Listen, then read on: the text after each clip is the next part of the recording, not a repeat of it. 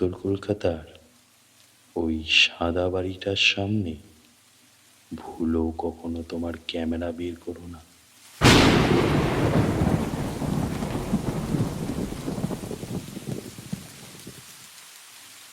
কারণ তুমি যার ছবি তোলার জন্য চেষ্টা করছো, হয়তো সে তোমার ছায়াটা কেড়ে নেওয়ার জন্য অপেক্ষা করছে।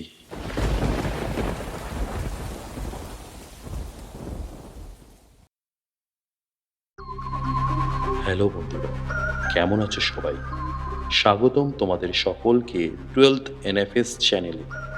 আমি সোম, তোমরা শুনছো শনিবারের বৈঠকখানা, দ্য সিটি অফ জয়। এই কথাটি শুনলেই আমাদের মাথায় একটাই নাম প্রথমে আসে, কলকাতা। হ্যাঁ, আমাদের প্রিয় শহর কলকাতা।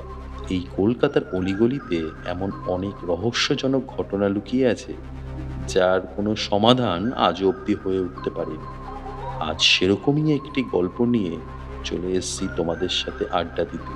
গল্পটি শুরু করার আগে সকলের কাছে আন্তরিকভাবে আমার একটাই রিকোয়েস্ট, চ্যানেলটিকে লাইক করো, সাবস্ক্রাইব করো, পাশে বেল নোটিফিকেশনটি ক্লিক করে দাও, যাতে আমার পরবর্তী গল্পের আপডেট সরাসরি তোমার কাছে পৌঁছে যায়।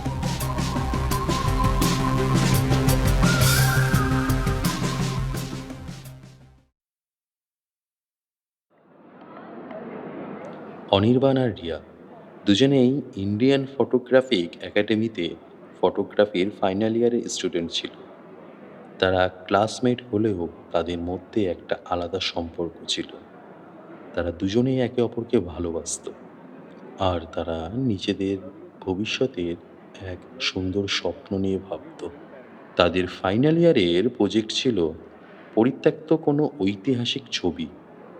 আর এই পরিত্যক্ত ঐতিহাসিক ছবির খোঁজেই আজ তাদের জীবনের দিশা যেন বদলে গিয়েছে।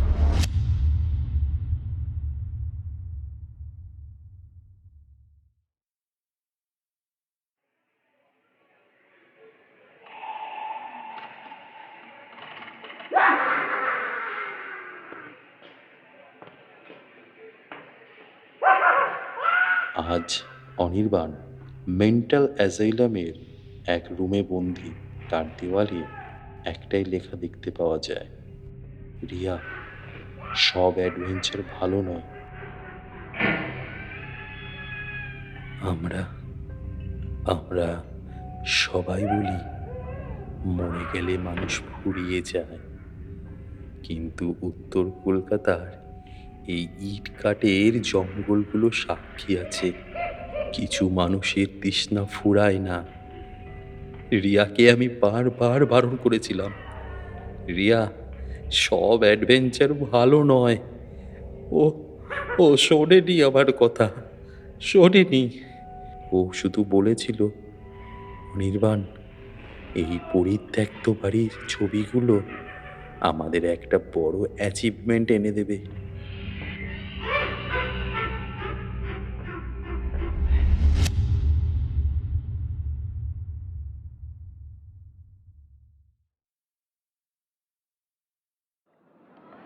এই দেখো অনির্বাণ, এই তোমার বিমল কাকার এলাকাতেই তো এই মল্লিক বাড়িটা। আমাদের প্রজেক্টটা তো আমরা এই বাড়িটা দিয়েই কমপ্লিট করতে পারি। তুমি বিমল কাকাকে বলি একটা পারমিট করিয়ে নাও না প্লিজ। একদম নয়, ওই বাড়িতে আমি তোমাকে কোনো মতেই নিয়ে যাব না। ওই বাড়িটা অভিশপ্ত, রিয়া। বিমল কাকা ওখানেই থাকেন, আমাকে সব বলেছে। দেখো রিয়া, সব অ্যাডভেঞ্চার ভালো নয়। কেন জেদ করছো তুমি?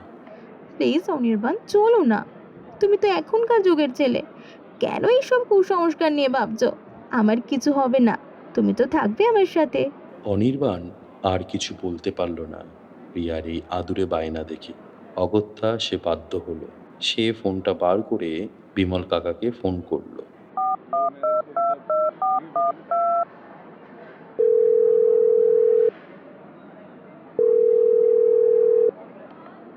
হ্যালো।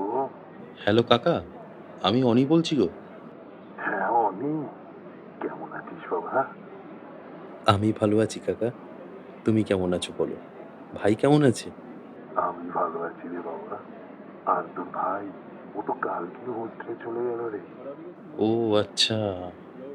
শোনো না কাকা, এই শনিবারের দিন আমি আর রিয়া তোমাদের বাড়ি যাচ্ছি। থাকবো কিন্তু।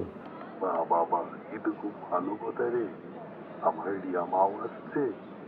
আয় আয় বাবা আয়, তুই সকাল সকাল চলে আয়, হ্যাঁ?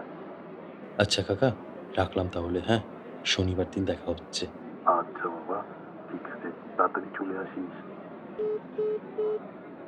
এই রিয়া, কি হলো? এরমভাবে তাকিয়ে আছো কেন?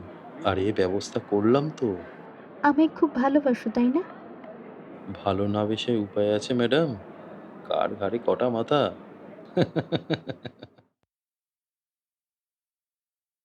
যেমন কথা তেমন কাজ।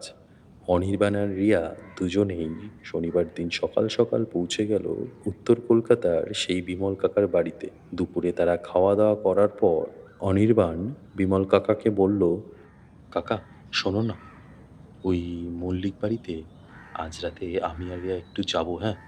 ওই কলেজের কিছু প্রজেক্টের ছবি তুলতে। তুমি একটু ব্যবস্থা করে দাও না প্লিজ। না না বাবা, এ সম্ভব নয়। এই আবদার তুই করিস না আমার কাছে। তোরা আমার সন্তান তুল্য। তোদের কোনো ক্ষতি আমি হতে দিতে পারবো না। সব জেনে শুনেও তোদেরকে আমি কি করে ওই বিপদের মুখে ঠেলে দিই বলতো?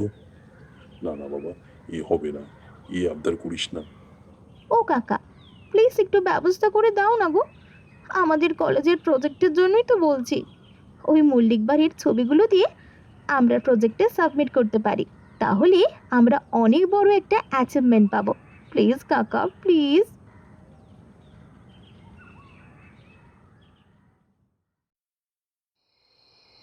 সন্ধ্যাবেলা অনির্বাণ, রিয়া আর বিমল কাকা তিনজনেই পৌঁছালো ওই অভিশপ্ত মল্লিক কুঠিরের সামনে। অনির্বাণ ব্যাগ থেকে ক্যামেরাটা বার করে ভিডিও মোড অন করলো আর বিমল কাকার দিকে তাক করে জিজ্ঞাসা করলো, কাকা শুনেছি এই বাড়ির নাকি একটা ইতিহাস আছে, তুমি জানো তো? একটু বলো না আমাদেরকে। হ্যাঁ বাবা, এই বাড়ির একটা ইতিহাস আছে। কৃষ্ণচন্দ্র মল্লিক নামে এই জমিদার বাড়িতে এক জমিদার ছিলেন।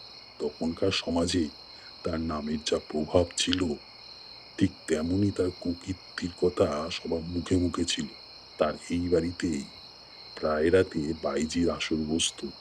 এরকমই এক রাতে বাইজির আসর বসেছিল এই বাড়িটিতে। সেই বাইজিটিকে দেখে তার মনে খুব ধরে।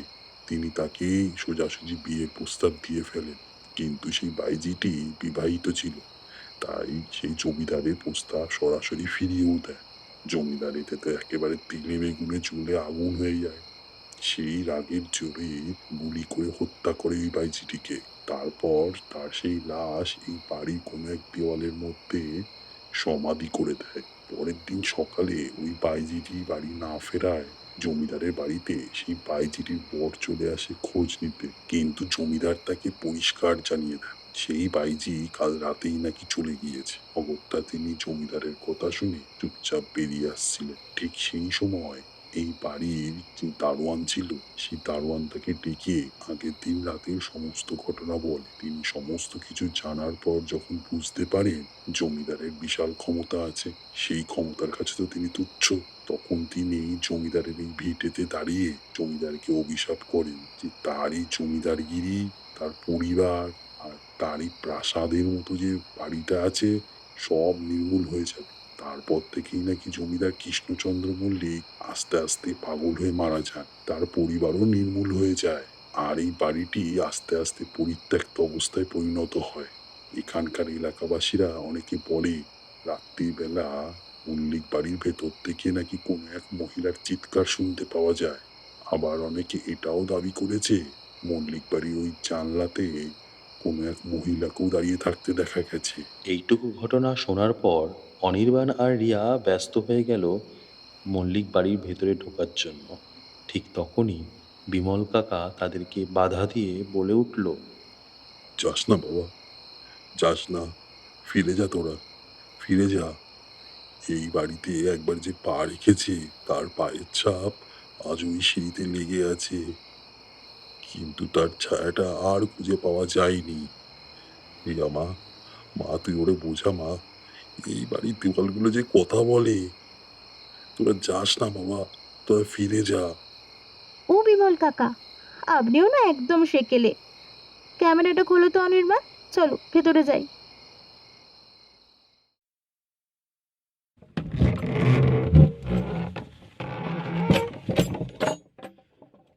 সেই মল্লিক বাড়িতে ঢোকার সাথে সাথেই এক হাড় হিম করা ঠান্ডা বাতাসের ঝাপটা আমাদের গায়ে এসে পড়ল।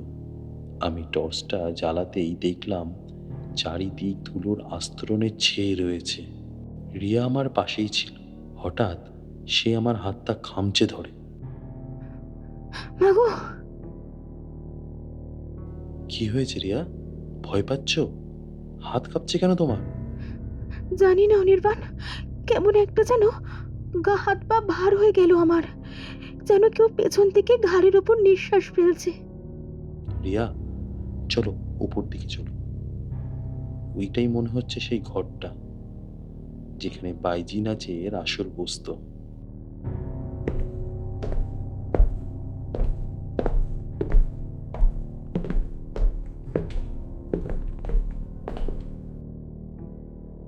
রিয়া, তুমি লাইটটা ধরো, আমি ভিডিওটা নিচ্ছি। রিয়া, তুমি ঠিক আছো তো? লাগেনি তো তোমার কোথাও? আমি ঠিক আছি। এ কি, তোমার হাতটা তো ঠান্ডা কেন? পুরো বরফের মতো। এই রিয়া, তুমি মাথা নিচু করে কি ভাবছো? এ- এ- এ- এমন করছো কেন? এমন করছো কেন তুমি? না অনির্বাণ, আমি ভাবছি এই বাড়ির দেওয়ালগুলোতে কত মানুষ এখনো বন্দী হয়ে আছে, দেখবে। রিয়ার গলার স্বরটা কেমন যেন বদলে গেছে। টর্চটা আমি তখন রিয়ার মুখের সামনে ধরতেই যা দেখলাম, আমার চিৎকারটা গলার ভেতরেই আটকে গেল। দেখলাম সেখানে রক্তবর্ণের এক মাংসল পিণ্ডের তলার সৃষ্টি হয়েছে, আর সেখান থেকে কিছু অসংখ্য হাত বেরিয়ে আসছে আমায় ধরার জন্য। আমি আমি দৌড়ে পালানোর চেষ্টা করলাম, কিন্তু সিঁড়ি দিয়ে নামার সময় দেখি আমি একই জায়গায় থমকে দাঁড়িয়ে আছি। যতই জোরে দৌড়ে আমি সিঁড়ির থেকে নামার চেষ্টা করছি, সিঁড়ি যেন শেষই হচ্ছে না। অনির্বাণ, পালাচ্ছ কেন? তুমি ছাড়া আমার ছবির ফ্রেমটা যে অসম্পূর্ণ। আমি কোনো উপায় দেখতে না পেয়ে সিঁড়ির ওপর থেকে সোজা নিচে ঝাঁপ দিই।